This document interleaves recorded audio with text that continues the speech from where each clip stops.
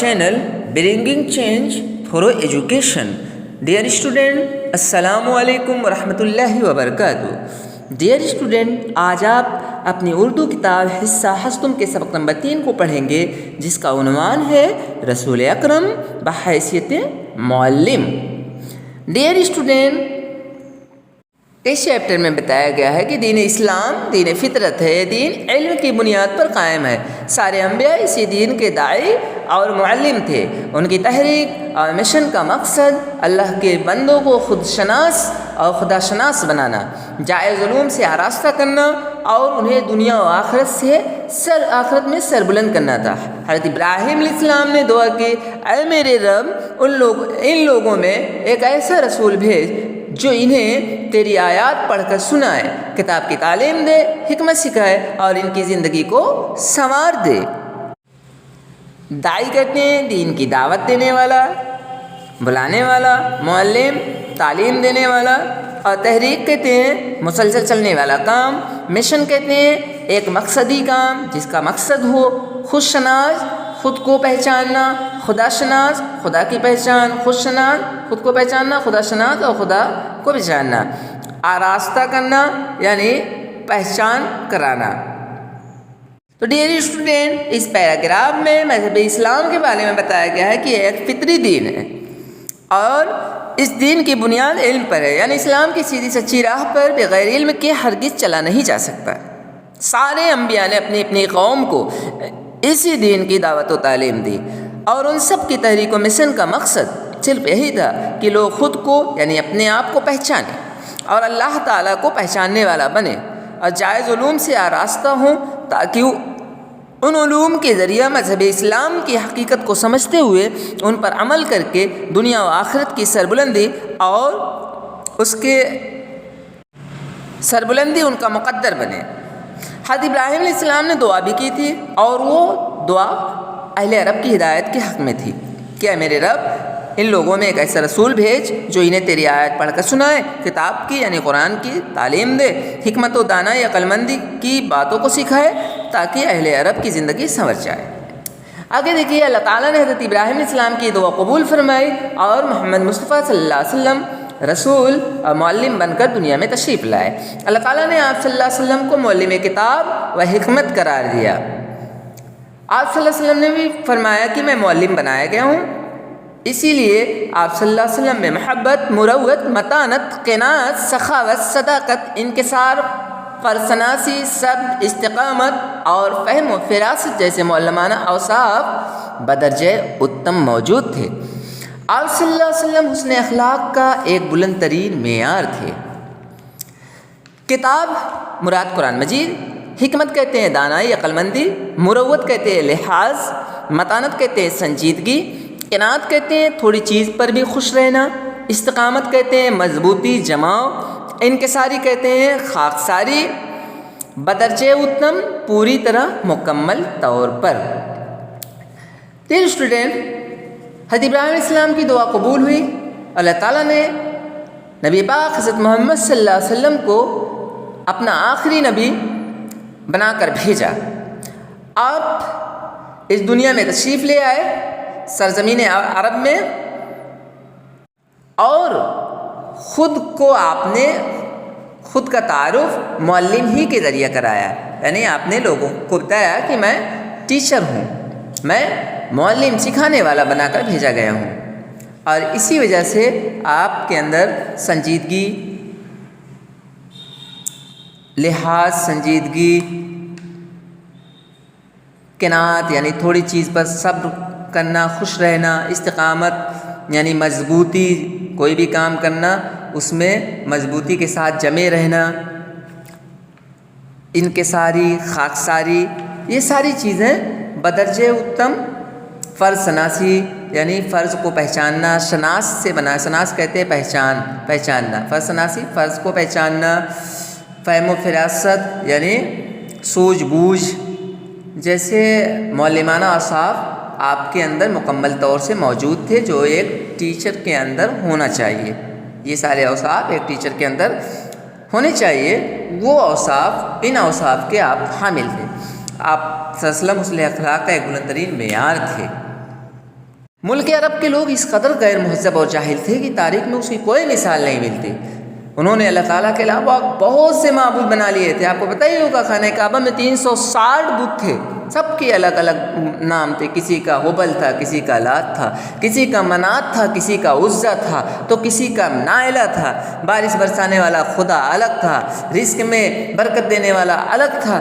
سارے خدا الگ الگ تھے، سب کے الگ الگ معبود تھے، اور ایسے مغرور تھے کہ کسی کو خاطر میں نہیں لاتے تھے۔ لوگوں کو ذلیل کرنے میں انہیں مزہ آتا تھا، کمزوروں پر ظلم کرتے تھے، اور معاف کرنا تو جیسے جانتے ہی نہ تھے۔ لڑنا جھگڑنا یہ سب ان کی عادت تھی۔ شراب پیتے، جوئے بازی کو غلط نہیں سمجھتے تھے، جوئے بازی کرتے یعنی جوا کھیلتے، جوئے بازی جوا کھیلتے۔ توہم فرضی ان میں عام تھی۔ توہم کہتے ہیں وہم، جیسے ابھی رات کے اندھیرے میں آپ جا رہے ہیں اور آپ کو لگے گا کہ کوئی سایہ ہے، وہ جن ہے، وہ بھوت ہے، کبھی کبھی ایسا محسوس کرے، اسی کو کہتے ہیں وہم، بدگمانی۔ ان کے اندر یہ ساری چیزیں عام تھی۔ بے حیائی کی ان کے اندر کوئی حد نہ تھی، شرم و حیا کی نام کی چیز ہی نہ تھی، یعنی اس کو، اور حتیٰ کہ اس بات کو باعث ننگ سمجھتے تھے۔ ننگ کہتے ہیں شرم، ہے نا، غیرت کہتے ہیں کہ یہ باعث ننگ، باعث شرم سمجھتے تھے کہ ان کا کوئی داماد بنے۔ اس کو وہ بہت گرا ہوا سمجھتے تھے کہ کوئی بارات لے کر آئے اور ان کی لڑکی سے شادی رچوائے، بیاہ کرے اور اپنے یہاں لے کر جائے۔ اس پر انہیں شرم محسوس ہوتی تھی، باعث شرم سمجھتے تھے۔ اس لیے لڑکیاں پیدا ہوتے ہی زندہ درگور، یعنی زندہ دفن کرنا، درگور کرنا، گور کہتے ہیں قبر کو، درگور قبر کے نیچے، یعنی زندہ دفن کر دیتے تھے یا قتل کر دیتے تھے۔ ایسے گئے گزرے حالات میں آپ صلی اللہ علیہ وسلم نے اسلامی تحریک کا آغاز کیا، یعنی شروعات کی۔ لوگوں کے بیچ پہنچ کر واعظ و نصیحت کرنے لگے۔ واعظ و نصیحت کرنا، نصیحت کی باتیں بتانا، اچھی باتیں بتانا، ہے نا۔ فرمایا کہ تم سب اللہ کی بندگی کرو، سارے دیوی دیوتاؤں کو پوجا، تمہارے کسی کام کے نہیں، خود اپنا بھلا نہیں کر سکتے، تمہارا کہاں سے بھلا کریں گے۔ اللہ کی بندگی کو اس سے ڈرو، والدین کے ساتھ اچھا برتاؤ کرو، رشتہ دار یتیموں اور مسکینوں کے ساتھ سلوک کرو، برے کاموں سے بچو، اپنے جسموں اور کپڑوں کو پاک صاف رکھو۔ جسم کی جو گندگی ہے اس کو صاف رکھو، کپڑوں کی جو گندگی ہے اس کو پاک صاف رکھو۔ پاکی اور صفائی کو اعلیٰ ایمان بتایا۔ منہ سے گندی اور جھوٹی باتیں نہ نکالو، گالی غلوچ کی باتیں، یہ ساری باتیں نہ نکالو۔ وعدہ پورا کرو، لین دین میں کسی کو دھوکہ نہ دو۔ یقین کر لو کہ زمین، آسمان، سورج، چاند، فرشتے، پیغمبر، سب کے سب اس کے اختیار میں، اللہ کے اختیار میں ہے۔ اللہ کی مرضی کے بغیر، اس کے حکم کے بغیر کچھ نہیں ہو سکتا، ایک پتا بھی نہیں ہل سکتا۔ آپ صلی اللہ علیہ وسلم نے ان سب کی تعلیمات بتایا کہ ساری کائنات پر صرف اللہ وحدہ لا شریک لہ ہی کی مرضی ہے، اسی کا آرڈر ہے، اسی کا حکم ہے، اور سب اس کے فالوور ہیں، سب اس کے ماننے والے ہیں۔ اور یہ تعلیم ہنگامی وقتی نہیں تھی، ہنگامی یعنی اچانک اور کچھ وقت کے لیے نہیں تھی، یہ ایک تحریک ہے جو رسول اللہ صلی اللہ علیہ وسلم کی نبوت سے وصال تک، انتقال تک مسلسل چلتی رہی اور قیامت تک چلتی رہے گی۔ جو آپ کا یہ مشن تھا، یہ قیامت تک کے لیے مشن ہے۔ آپ صلی اللہ علیہ وسلم اللہ کے برگزیدہ پیغمبر اور مثالی معلم تھے۔ جو کچھ کہا اس پر عمل کر کے آپ نے دکھایا۔ پہلے خود عمل کرتے تھے، تب لوگوں سے کہتے تھے۔ ایسا نہیں خود عمل نہیں کر رہے ہیں لوگوں سے کہہ رہے ہیں، نہیں۔ ایک تڑپ اور بے چینی آپ کے اندر تھی اللہ کے بندوں کے تحت کہ یہ سب جو بھٹکے ہوئے ہیں، اگر ایسے ہی گمراہ رہے، ایسے ہی سیدھے راستے سے بھٹکے رہے تو سب کے سب جہنم کا ایندھن بنیں گے۔ آپ کے اندر ایک بے چینی تھی، اور یہ بے چینی تھی کہ اللہ کے بندے اللہ کو پہچانیں، اسے ڈریں، اس کے حکم پر چلیں۔ آپ صلی اللہ علیہ وسلم نے نیکی کو عام کرنے کے لیے بہت دکھ جھیلے، اذیتیں برداشت کی، حرف شکایت کبھی زبان پر نہیں آیا، اور نہ دنیا والوں سے کسی صلہ و ستائش کی توقع کی۔ صلہ کہتے ہیں بدلہ، انعام، ستائش کہتے ہیں تعریف، کبھی کسی بدلے کی، کبھی کسی تعریف کی توقع کہتے ہیں امید آپ نے نہیں کی۔ دین اسلام کے فروغ کے لیے بہت سی اذیتوں کا، بہت سی مشکلات کا آپ کو سامنا کرنا پڑا، طرح طرح کے آپ نے دکھ جھیلے ہیں۔ ڈیئر اسٹوڈنٹ، آپ نے اس سے پہلے پڑھا ہے کہ آپ کے اوپر دوران نماز اونٹ کی اوچ پھینک دیتے تھے، دوران نماز آپ کے گلے میں رسی ڈال دے کر آپ کو کھینچتے تھے، کبھی آپ کے اوپر بھاری پتھر پھینکنے کی پلاننگ ہوتی تو کبھی گھر سے نکلتے وقت قتل کرنے کی پلاننگ اور سازشیں رچی جاتی تھی۔ ان سب کے باوجود کبھی کسی کے حق میں آپ نے بد دعائیں نہیں کی، کبھی کسی کو برا نہیں کہا، کبھی کسی کو کے لیے برا نہیں سوچا، اور نہ کبھی سے بدلے کی یا کسی سے تعریف کی آپ نے امید کی، بلکہ آپ سب کے لیے صرف فکر مند تھے کہ جو بھٹکے ہوئے ہیں سیدھے راستے پر آ جائیں۔ اگر ایسے ہی گمراہ رہیں گے تو کیا حال ہوگا ان کا، آخرت میں کیا ہوگا؟ دنیا میں تو ذلیل و خوار ہیں ہی، آخرت میں بھی ذلیل و خوار ہوں گے۔ آپ صلی اللہ علیہ وسلم دین اور اخلاق کی باتیں صاف اور سیدھے انداز میں ٹھہر ٹھہر کر اس طرح بیان فرماتے کہ ہر بات دل میں اتر جاتی تھی، آپ کی ہر بات مؤثر ہوتی تھی، جو بھی آپ کی بات کو سنتا اس کے دل میں آپ کی باتیں گھر کر جاتی تھی۔ اور کیوں نہ گھر کرتی، کیونکہ آپ اس قدر عملدار تھے، اس پر پہلے خود عمل کرنے والے تھے، آپ اس قدر معصوم تھے، تو آپ کی بات کیوں نہ اثر کرتی؟ ڈیئر اسٹوڈنٹ، میں نے بار بار بتایا، وہ ایک ضعیفہ کے بارے میں سنا تھا، ایک ضعیفہ تھی کہ جو مکہ میں رہتی تھی، وہ ان باتوں کو سنتی تھی مگر خاموش رہتی تھی۔ وہ سنتی تھی محمد ہے کوئی ہاشم گھرانے میں، وہ کہتا ہے خدا بس ایک ہے سارے زمانے میں، وہ سنتی تھی ہبل کی لاج کی تجلیل کرتا ہے، اس کا ہو کے رہتا ہے جو اس کی بات سنتا ہے۔ اور کیسے نہیں ہوتا، آپ تھے ہی ایسے۔ کڑھن محسوس کر رہی تھی بڑھیا، یہ تو میں چیپٹرز ہٹ کے بتا رہا ہوں بیچ میں، کڑھن محسوس کر رہی تھی، اور اس کڑھن میں دور بھاگنا چاہتی تھی، اور پورے قصے میں آپ ہی اس کو ملے، اس کا سامان پہنچا رہے ہیں، آپ کے حسن اخلاق کو دیکھتے ہوئے وہ کہہ رہی ہے بیٹا بہت اچھے بھلے معلوم ہو رہے ہو، جانا عرب میں جا تو رہے ہو، لیکن ایک نصیحت دے رہی ہوں کہ ایک انسان ہے، ایک شخص آیا ہے ہاشم گھرانے سے محمد نام کا، اس کی بات بیٹا مت سننا، وہ ایسا جادوگر ہے جو اس کی بات سنتا ہے اس کا ہو کے رہتا ہے۔ تب بھی ہم اور آپ ہوتے کہتے ہیں رے بڑھیا ہم آپ کا سامان لے کر آئے اور ہم کو ایسا ایسا کہہ رہی ہے، آپ سر جھکائے ہیں، مسکرا رہے ہیں، اس کے بعد پھر جانے کی اجازت طلب کر رہے ہیں، جاتے جاتے بڑھیا پوچھ رہی ہے بیٹا تو نے اپنا نام نہیں بتایا، سر جھکا کر آپ کہتے ہیں ماں میں ہی محمد ہوں۔ اور آپ کے اس اخلاق پر، آپ کی اس سنجیدگی پر وہ بڑھیا اسلام قبول کر لیتی ہے۔ یہ اخلاق تھا آپ صلی اللہ علیہ وسلم کا۔ آپ صلی اللہ علیہ وسلم جو کچھ بھی فرماتے تھے خیر خواہی کے، بھلائی کے جذبے کے تحت فرماتے تھے، لہجے میں نرمی اور شیرینی ہوتی تھی، تلخی نہیں ہوتی تھی۔ آج کل دیکھو کیا حالت ہے مسلمانوں کی، گفتگو کا کیا انداز ہے، سبزی والا سبزی فروش بھی تلخ بول رہا ہے، سبزی خریدنے والا بھی تلخ بول رہا ہے، دکاندار بھی تلخ بول رہا ہے، گاہک بھی تلخی و ترشی سے بات کر رہا ہے۔ قربان جاؤں آپ صلی اللہ علیہ وسلم پر کہ آپ اس قدر اذیتیں بھی برداشت کر رہے ہیں اور دوسروں کا بھلا بھی چاہ رہے ہیں جس میں آپ کا کچھ بھی بھلا نہیں ہے۔ جیسے تو کیا ہوا، کلام کا آغاز کہیں تو چونکانے والی بات سے ہوتا تھا، جیسے آن پہنچا اس کا فیصلہ، یا پھر سوال سے ہوتا تھا، مثلا کیا تمہیں معلوم ہے؟ یعنی قرآن کریم جب وحی کا نزول ہوتا تو کچھ چونکانے والی بات ہوتی، جیسے آن پہنچا اس کا فیصلہ، یعنی اللہ تعالیٰ کا فیصلہ آ گیا، یا پھر سوال سے ہوتا کہ کیا تمہیں معلوم ہے، اس طریقے کی ہوتی تھی۔ تو لوگوں کی استعداد اور صلاحیت دیکھ کر پیرائے اصلاح و تعلیم اختیار کرتے تھے۔ لوگوں کی استعداد کہتے ہیں قابلیت، لیاقت اور صلاحیت کو دیکھ کر آپ تعلیم کی اصلاح کا پیرائے اختیار کرتے تھے، کیسے اصلاح کی جائے۔ ایسا نہیں ہے ایک صاحب وہ کھوئے ابھی ٹینشن میں ہے، کسی فکر میں ہے، اور ہم کہے چلو نماز پڑھنے اور ہم کو جھڑک دیے، تب آپ سب کو دیکھ لیتے تھے، سمجھ لیتے تھے وقت کی نزاکت، موقع کی نزاکت کو، تب اصلاح فرماتے تھے، تعلیم فرماتے تھے۔ شہر اور دیہات کے لوگوں کے مزاج اور مذاق کو سامنے رکھ کر باتیں سمجھاتے تھے۔ آپ صلی اللہ علیہ وسلم کی مجلس میں مساوات اور برابری کی فضا قائم رہتی تھی، خود بھی لوگوں کے برابر بیٹھتے تھے۔ پیارے نبی صلی اللہ علیہ وسلم کو بچوں کی تعلیم کا خاص خیال تھا، بچوں کی نفسیات کو سمجھ کر تعلیم دینے کی ہدایت فرماتے تھے، والدین کو بچوں کی تعلیم کی اہمیت بتاتے تھے اور انہیں تعلیم دلانے پر آمادہ کرتے تھے۔ ڈیئر اسٹوڈنٹ، بچے یہی قوم کا مستقبل ہوتے ہیں، یہی بچے بڑے ہوتے ہیں اور قوم کی باغ ڈور کو اپنے ہاتھ میں لیتے ہیں، اور اسی سے قوم کا عروج اور زوال قوم کا مقدر بنتا ہے۔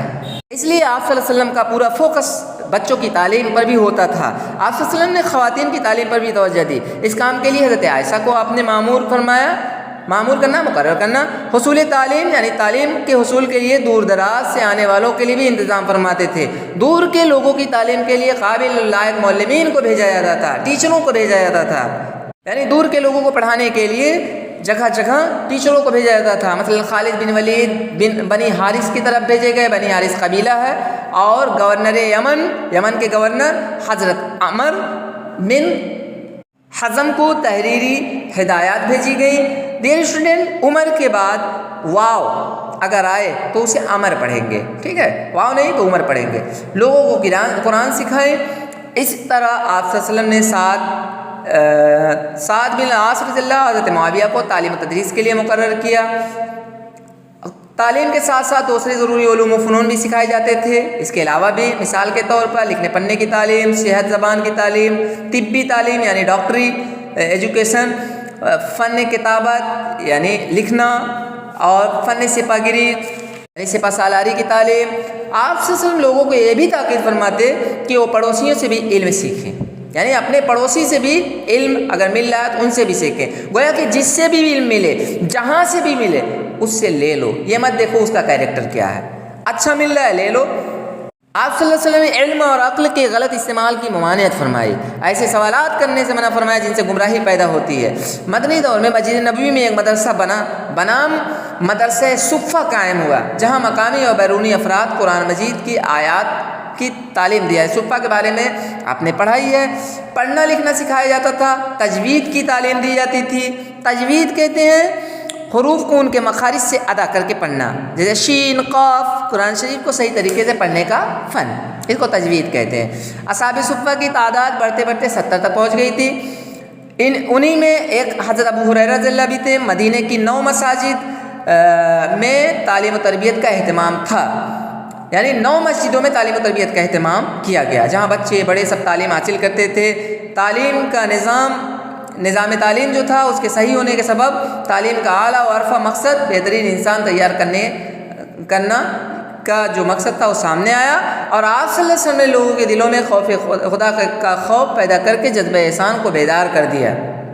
صلی اللہ علیہ وسلم نے احسان کرنے کے جذبہ کو لوگوں کے اندر بیدار کیا، جگایا کہ لوگوں کے ساتھ احسان کرو، اللہ سے ڈرو، اور ایک بہترین امت تیار ہو گئی اس طریقے سے آپ کے حسن اخلاق اور حسن تعلیم کے ذریعے سے، جو لوگوں کو بھلائی کی طرف بلاتی ہے، برائی سے روکتی۔ رہزن کو محافظ کر ڈالا، قاتل کو کیا غمخوار بہتا ہوا دریا ان کا کرم، ایثار و محبت کیا کہنا۔ اس شعر میں بتایا گیا ہے کہ جو رہزن تھے، جو لٹیرے تھے جہالت کے دور میں، اپنے حسن تعلیم کے ذریعے، حسن اخلاق کے ذریعے سے آپ نے ان کو محافظ بنایا۔